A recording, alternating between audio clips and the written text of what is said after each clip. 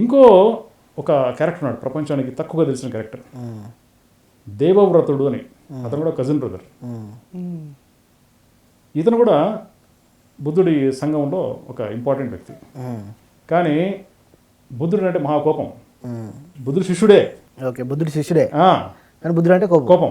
ఎందుకంటే రెప్యుటేషన్ పెరుగుతుంది, నాకు రావడం లేదు రెప్యుటేషన్, లోపల మండుతూ ఉంటుంది, జలస్. ఎన్నో రకాలుగా అతన్ని చంపడానికి ప్రయత్నం చేస్తూనే వచ్చాడు జీవితాంతం. బుద్ధుడికి అన్ని విషయాలు తెలుసు, కానీ తెలివిగా తప్పించుకొని ఉన్నాడు.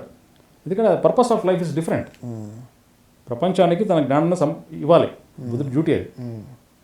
జ్ఞానోదయం రావడానికి 40 ఏళ్ళు పట్టింది, చనిపోవడానికి 80 ఏళ్ళు చనిపోయాడు. అంటే 40 years వాజ్ కంటిన్యూస్ ట్రావెలింగ్ జ్ఞానం పంచిపెట్టడానికి. ఇవన్నీ స్ట్రగుల్స్. పక్కలోనే బల్లెం దేవవ్రతుడి రూపంలో. సమాజంలోకి వెళ్తే రకరకాల అవమానాలు. వారణాసి మెట్ల దగ్గర పొద్దున్న స్నానం చేద్దామని చెప్పేసి గంగా నదిలో మెట్లు దిగి నదిలో స్నానం చేసి బయటకు వస్తుంటే, నువ్వు ఇంత ఉన్నావు, అంత బలిష్టంగా బలంగా ఉన్నావు, నువ్వు సైంటు ఏంటి, దొంగ సైంటు, దొంగ సాధువు అని చెప్పి ముఖం మీద ఉమ్మేశాడు ఒకడు. సరే అని చెప్పేసి తుడిచేసుకొని మళ్ళీ వెళ్ళి స్నానం చేసి వచ్చాడు. అట్లా 19 సార్లు మెట్లు దిగి రావడం.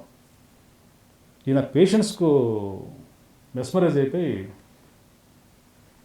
ప్రాధాయపడ్డాడు, సబ్మిసివ్ అయిపోయాడు. అంటే ఏంటంటే మాస్టర్ ఒక వ్యక్తిని జయించడానికి ఇన్ని అవమానాలు పడాల్సి ఉంటుంది. ఇది ఆట, అది అవమానాలు కాదు, ఆట. వీడిని నా దారుణాలు తీసుకురావాలి. ఎట్లా తీసుకురావాలి?